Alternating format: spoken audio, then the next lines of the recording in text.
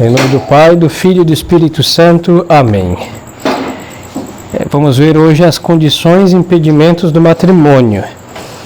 Aí o Catecismo, a questão 839. Deixa eu ver se isso. Que é necessário para contrair validamente o matrimônio cristão?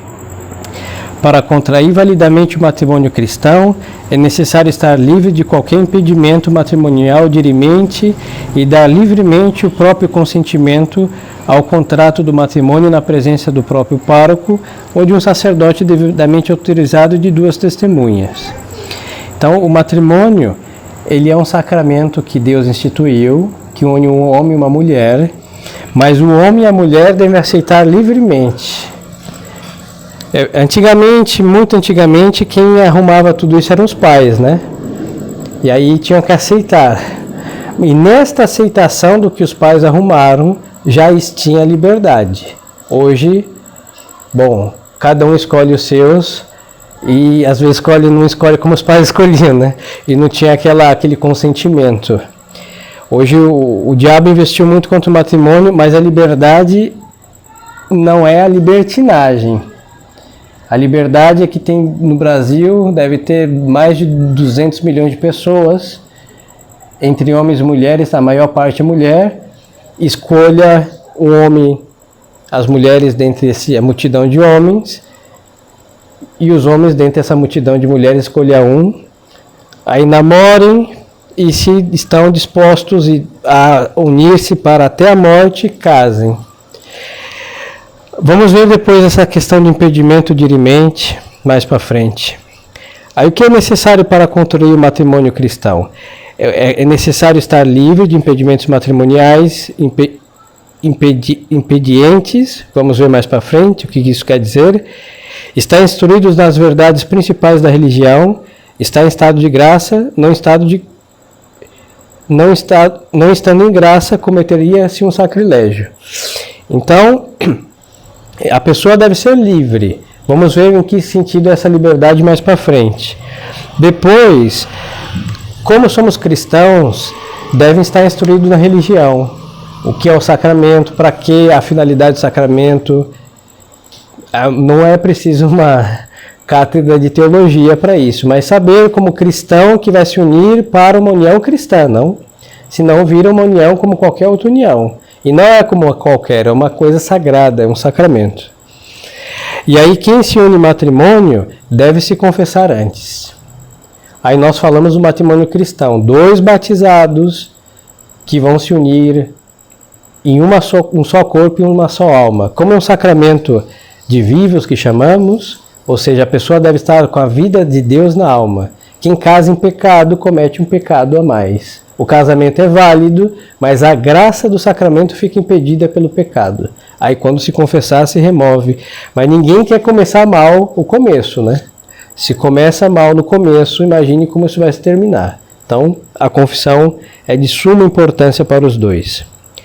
Aí vamos ver agora, quem são os impedimentos matrimoniais? Que são? Os impedimentos matrimoniais são certas circunstâncias que tornam os matrimônios ou inválidos ou ilícitos. No primeiro caso, chama-se impedimentos dirimentes. Ou seja, esses impedimentos com esse nome de dirimentes se tornam o matrimônio inválido.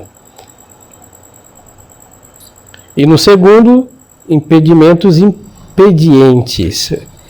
Aí aqui vai falar, vamos dar um exemplo de um impedimento dirimiente.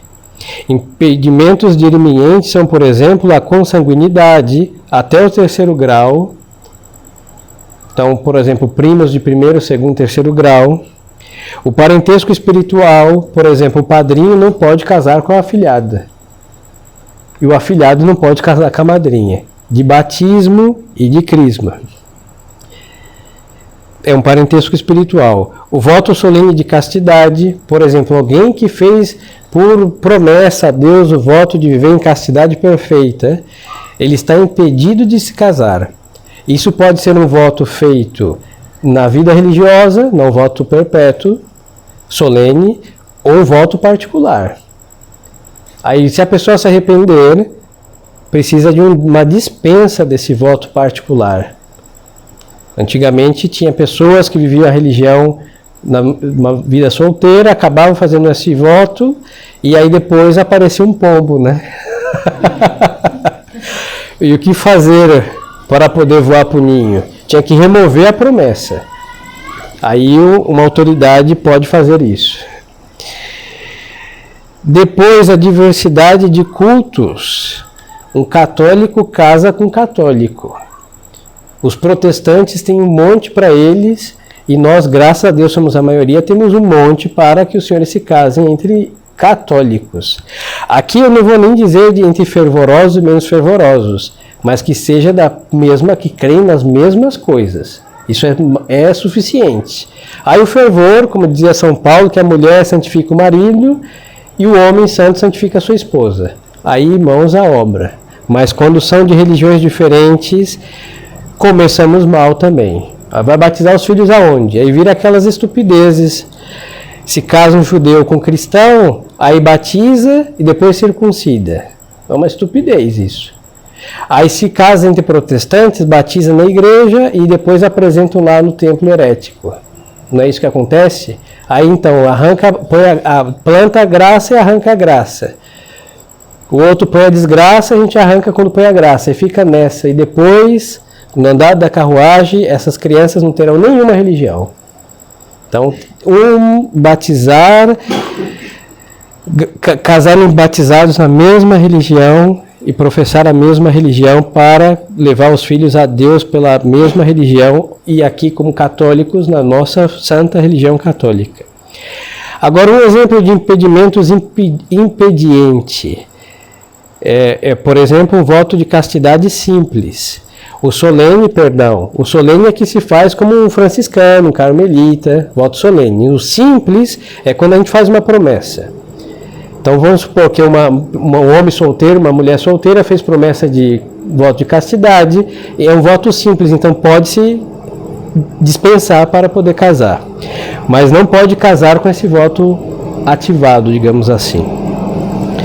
São os fiéis obrigados a manifestar a autoridade eclesiástica os impedimentos matrimoniais que conhece? Sim, os fiéis são obrigados a manifestar a autoridade eclesiástica os impedimentos matrimoniais que conhecem, e é por isso que os párocos fazem as publicações, isto é, leem os pregões dos que vão se casar.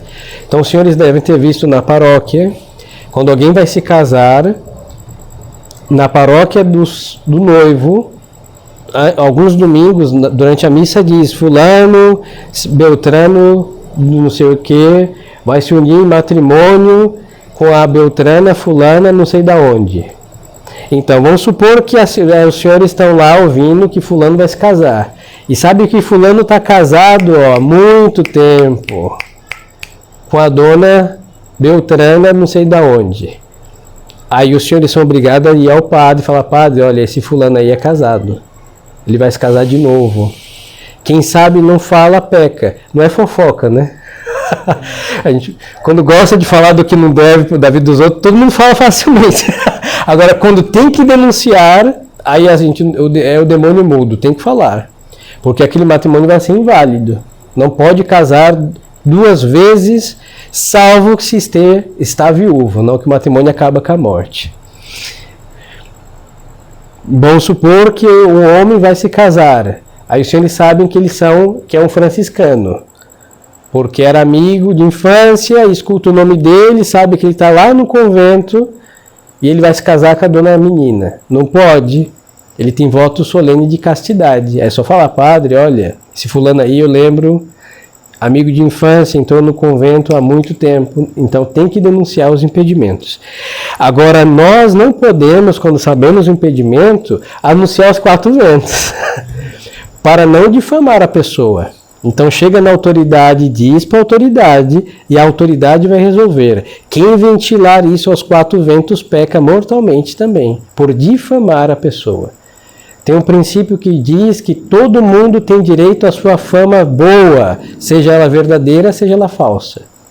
Então não podemos tirar a boa fama de ninguém. Então chega na autoridade, que a autoridade vai resolver sem ventilar isso na torre da igreja, no megafone, para todo mundo saber que ele era um pilantra. Não, isso não pode ser feito. Quem tem o poder de estabelecer impedimentos matrimoniais, de dispensar deles e de julgar da validade do matrimônio cristão? Quem tem esse poder? Só a igreja tem o poder de estabelecer impedimentos, de julgar a validade do matrimônio entre cristãos, assim como só a igreja pode dispensar daqueles impedimentos que ela estabeleceu. Então, por exemplo, tem primos de terceiro grau. A igreja pode dispensar? Pode. Tem casamento entre primos que é válido. Agora, o juiz do pode? Não pode, porque é um sacramento, quem manda no sacramento é Deus e a sua igreja. Por que só a igreja tem o poder de estabelecer impedimentos e de julgar a validade? Só a igreja tem o poder de estabelecer impedimentos, de julgar a validade do matrimônio, de dispensar de impedimentos que ela própria estabeleceu, porque não se podendo separar no matrimônio cristão o contrato do sacramento, também o contrato cai sobre a alçada da igreja, porque só a ela, Jesus Cristo, conferiu o direito de promulgar leis e decisões acerca das coisas sagradas. Então, por exemplo, quando nós vemos hoje neste mundo sem Deus um divórcio civil, o divórcio civil não toca nem de perto a união matrimonial sacramental. Às vezes acontece que fizeram um divórcio civil, cada um vai para um canto, mas diante de Deus estão casados. Quando vai acabar o matrimônio católico? Quando um dos dois morrerem. Não tem como ficar casado com uma pessoa que a outra morreu. Não tem. Quando a outra morre, o outro está livre do matrimônio. Agora, o divórcio civil é por causa do matrimônio civil. E o matrimônio civil para um cristão não vale o que o gato enterra. Nada.